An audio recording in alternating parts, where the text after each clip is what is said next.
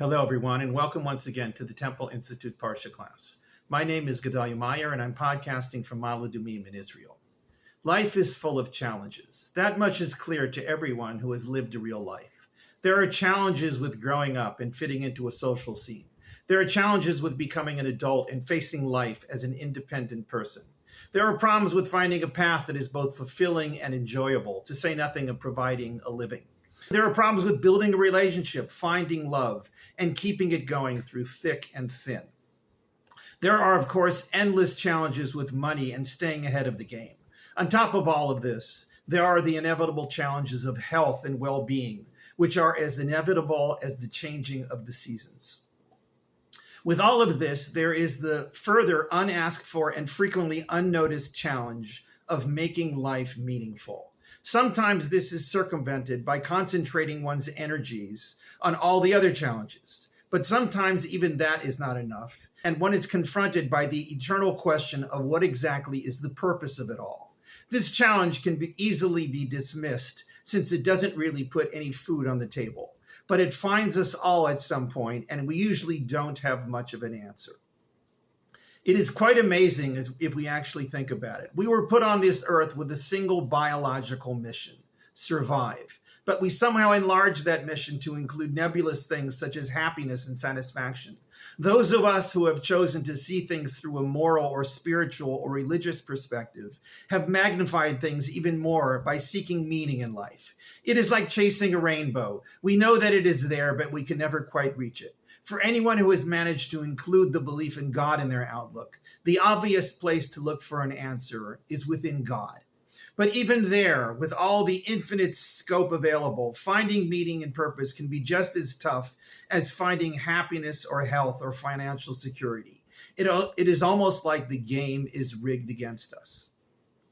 Why, according to those believers, did God make it so hard? Why didn't God create a world in which everything is right there at our fingertips and we simply have to reach out and partake? This perhaps was what the biblical Garden of Eden was like. But even there, we find things didn't work out as expected. Or perhaps they did. After who knows how long, Adam and Eve found themselves looking for something else. Whatever they had wasn't enough, and they wanted the one thing that they were told they couldn't have. Perhaps it was inevitable that things should work out that way, but it still raises the question of why didn't God simply arrange things so that they wouldn't desire the forbidden? Why did God create that snake? If we were to ask God this question, the answer would probably be something along the lines of, this was the way it had to be. I had to create a world with challenges. It had to be a paradise that would be lost. If it was any other way, it wouldn't have worked out if everything just worked out. There had to be bumps in the road and obstacles along the way. This was the only way that human beings would learn to take responsibility and to be forced to look deeper to find purpose in life. That it would lead to so much failure and so much misery was just a necessary consequence of that ultimate goal. Things couldn't be perfect because then there would be no point to anything. God, in a sense, created the world as a cosmic version of a no-win situation. Failure was just as built-in as success. Sadness just as prevalent as happiness. Even meaninglessness is, in a sense, just as essential as meaningfulness. Why it had to be this way is a question that we can and do ask God whenever the mood moves us. But God rarely, if ever, comes forth with an answer. This week's Parsha is called Pinchas. It is another Parsha named after a person. In this case, it was Pinchas, who was described as a grandson of Aaron, the high priest, or Kohen Gadol, who himself died 2 Parshas ago. Pinchas is the unlikely hero of an incident that began at the end of last week's Parsha. The incident involved some sort of problematic sexual liaisons with the women of the nation of Moab, within whose territory the Israelites were passing through. Included within the sexual issue was the constant problem of worshiping of foreign gods. The incident resulted in a massive divinely caused catastrophe in which, the text says, 24,000 people died. In the middle of all the turmoil, Moshe told those with authority that they would have to kill anybody who was involved with the idolatry and the sexual liaisons. There was an inexplicable period of indecisiveness on the part of everyone who should have taken charge, and nothing was done. Out of nowhere, a certain leader of one of the tribes sexually engaged a Midianite woman right in front of Moshe and everyone else in a blatant display of rebellion against all authority. Nobody knew what to do. This is where Pinchas came out of nowhere and killed the two of them in an act of vigilante justice. In this week's Parsha, Pinchas receives his reward. He is told that because he alone took up the gauntlet of zealotry for Hashem, he would be rewarded with the privilege of becoming a full status Kohen and preserving that status for his male line forever. Due to a certain technicalities, Pinchas was not a full status Kohen up to that point. He was a grandson of Aaron, but was not of the Kohen lineage for some reason. But with this act, he gained that status and changed the fate of his descendants forever. After this drama, the rest of the Parsha seems a bit mundane. There is a census which takes up a good deal of the Parsha. There are instructions about how the land of Israel is to be divided up among the families. There is a section in which Moshe himself is told to prepare to die. He is told to appoint a successor who was to be none other than Joshua, his faithful servant and military commander, who would lead the Israelites into the Holy Land. The final third or so of the Parsha deals with the various sacrifices that are to be offered in the Mishkan at specific times. There is a daily sacrifice, a Shabbat offering, and an offering on the day of the new moon, and offerings specific for the various holidays. Each offering has its own unique features that somehow fit the occasion. It is a long section that is easy to simply skim over since nothing dramatic takes place. It is just more offerings, endless animal sacrifices that were needed to meet the needs of the Israelites and the commands of God. In the middle of that long list, there is one description of a sacrifice that strikes the very observant reader as a bit strange. To appreciate this, it is necessary to present a little background to these offerings. There are about 5 types of offerings. Most of those described in the list here are either olot, which are burnt offerings, or mincha offerings, which are made of grain and oil. The olot are completely burned on the altar, with no parts of the animal eaten by the Kohanim or anyone else. The mincha offerings accompanied the olot in a very prescribed manner, and parts of them were eaten by the Kohanim. It happens that among the offerings presented on the new moon, there is another kind that isn't found among the offerings of any of the other holidays.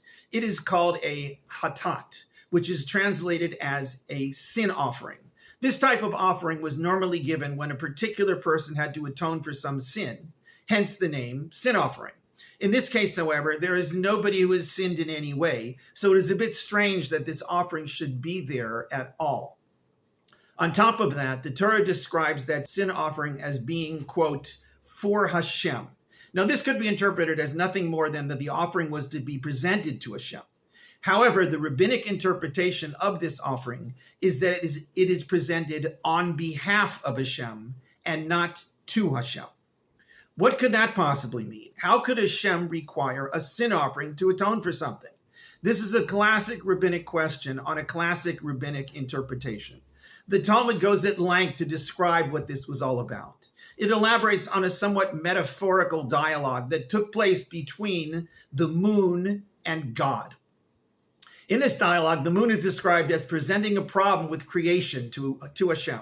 The problem involved the odd astronomical fact that the size of the full moon appears to be almost exactly equal to the size of the sun when it is completely visible. This little quirk of reality was known to people from the time they first started observing and contemplating the heavenly bodies. It certainly wasn't lost upon the Israelites and the Jews. The moon, according to this strange tale, brought up this point to God. In the course of the dialogue, the moon pointed out the obvious issue that this would create a kind of competition between the sun and the moon as to who is greater. When all the dust clears in the back and forth, God is forced to tell the moon that the only resolution for the problem was that the moon reduce itself in size. This is the rabbinic explanation for the waning and waxing of the moon. It was a necessary feature of reality. In order to avoid this element of heavenly rivalry, the moon would have to be diminished. When the moon, in response to this, asks God why the party who brought up the problem and was looking for a solution should be the one who has to suffer the consequences, God has no answer. The only response presented in the Talmud is that God required, because of this breach of divine justice, that a sin offering be brought on God's behalf. Hence, this offering brought on the occasion of the new moon. What went wrong here? Why didn't God resolve this problem before it even started? Why didn't God come up with a better solution that didn't require some apparent lack of fairness? There are no answers to these questions. There is only this sin offering on behalf of God, which is brought on every new moon. It is to make up for an inherent glitch in reality.